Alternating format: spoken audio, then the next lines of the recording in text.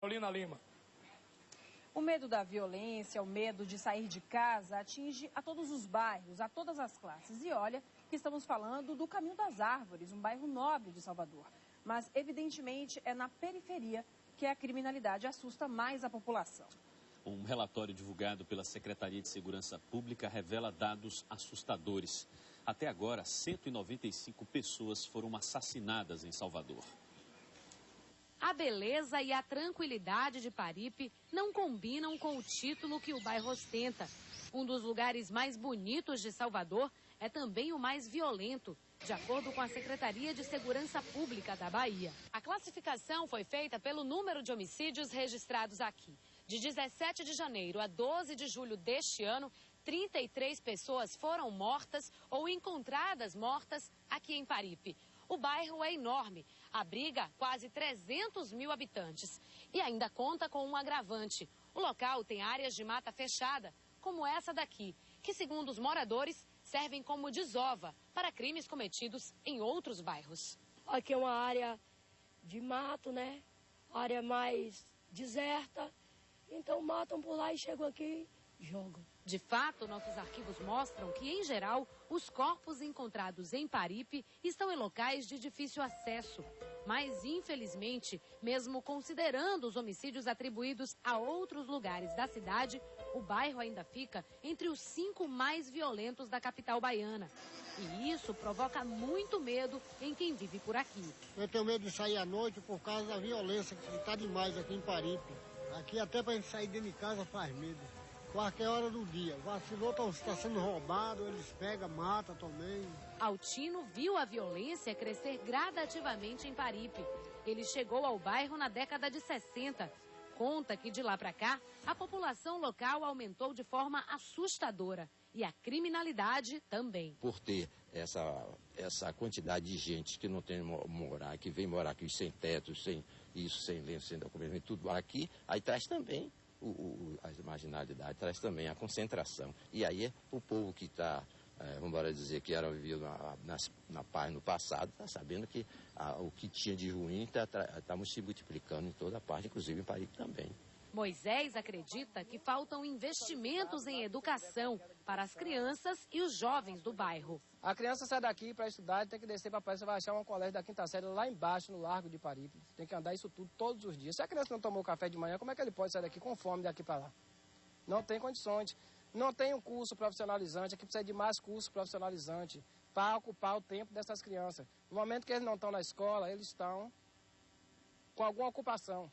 E o problema não é só de Paripe. Outros 9 bairros de Salvador registraram alto índice de homicídios no primeiro semestre de 2011. Entre eles, Tancredo Neves, com 26, Piripiri, Subúrbio Ferroviário e São Cristóvão, com 22, São Marcos, com 19, Brotas, com 18, Águas Claras e Cajazeiras, com 17, Lobato, com 16 e Boca do Rio, com 15 assassinatos. A realidade choca principalmente quem vive bem perto de tanta violência. Grávida de 4 meses e mãe de outra criança de 1 ano, essa mulher teme pelo futuro dos filhos. A gente praticamente fica com medo, né, de nossos filhos crescer no meio dessa violência. Isso tudo, a gente tem que mais se apegar com Deus, né, entregar na mão de Deus, né, porque só está entregue mesmo a ele, porque com as coisas que acontecem hoje em dia, não tem como a gente não ficar com medo.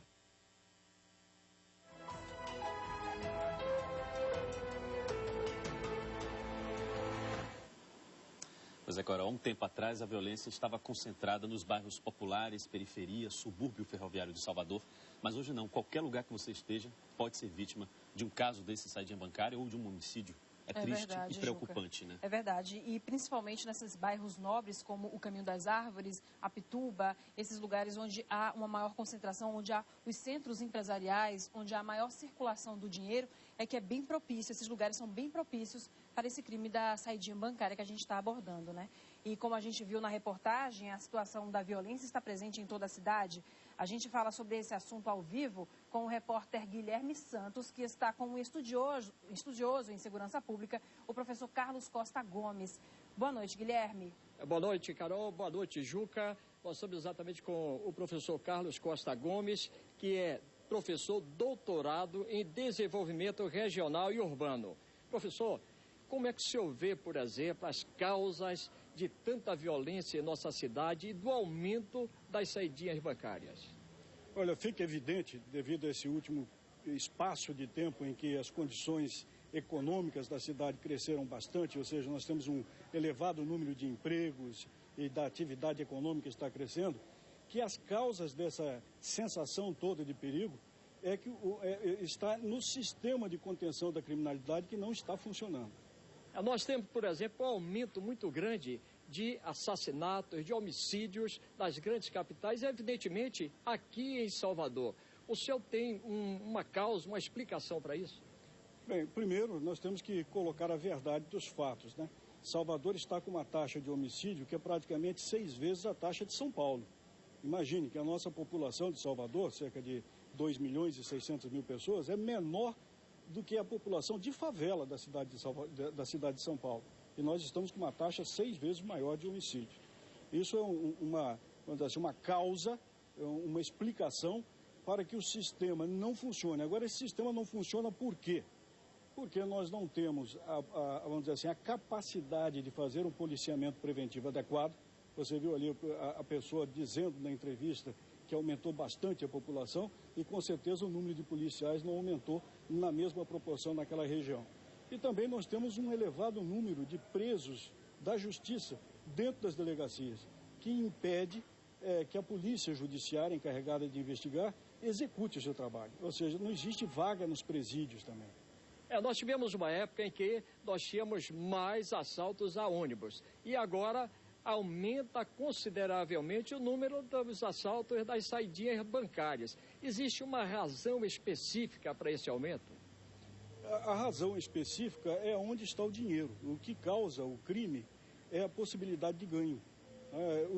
Vamos dizer assim, o assalto a ônibus se tomou algumas providências que colocou em risco a ação do assalto.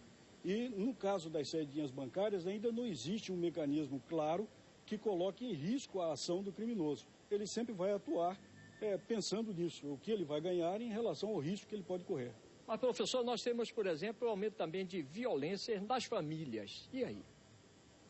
Olha, esse sistema de contenção da criminalidade, além do policiamento preventivo, da investigação, da justiça, ele é composto também pelas ações de assistência social, de saúde, e esse sistema não está funcionando na nossa cidade. Nós não temos o atendimento às pessoas antes que elas se criminalizem, antes que a sua atitude se criminalize. Um exemplo claro, se fala sempre da droga em relação ao crime. Porém, quantos centros para tratamento de drogado, para internamento das pessoas que são dependentes de substâncias psicoativas existem? É muito fácil dizer que o tratamento é ambulatorial, mas será mesmo que uma família de trabalhador que levanta de madrugada, que vai para o trabalho, tem condições de tratar de um filho dependente em casa? Muito obrigado, professor, pela entrevista ao nosso jornal. É com você, Juca e Carol. Obrigado, Guilherme. Daqui a pouco, mais informações ao vivo do HGE sobre o estado de saúde do músico baleado ontem na capital. E ainda a visita do ex-presidente Lula à Bahia. Agora você vê imagens ao vivo feitas da torre da TV Itapuã. Esta é a região da Avenida Garibaldi, aqui em Salvador, com o trânsito pouco movimentado. Agora 6 horas e 51 minutos. A gente volta já.